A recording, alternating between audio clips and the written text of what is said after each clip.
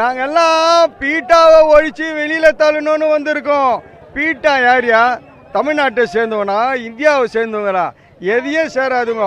அவங்க கறவை மாட்டு பாலை சாப்பிடாமையா வளர்ந்துட்டாங்க. அவங்க மாட்டை கொல்லக்கூடாது, மாட்டை தழுவி பிடிச்சி விளையாடக்கூடாதுன்னு சொல்கிறாங்க. நான் கூட தாங்க படத்தில் நிறைய மாடு வச்சு தாங்க நடிச்சிருக்கிறேன். 2500 வருஷத்துக்கு முன்னாலேயே இந்த மாடை தழுவுதல் அப்படின்னு சொல்லி எங்கள் மூதாதையர்கள் பண்ணிட்டு இருந்தாங்க. நாங்கள் சிந்து கணவாய் வழியாக வந்தவங்க கிடையாது. இதுதான் கடவுள், இதுதான் இதுன்னு சொல்லுது. நாங்கள் இந்த மாட்டை கும்பிட்டோம், அப்புறம் சூரியனை கும்பிட்டோம், தண்ணியை பார்த்து கும்பிட்டோம், வயலை பார்த்து கும்பிட்டோம்.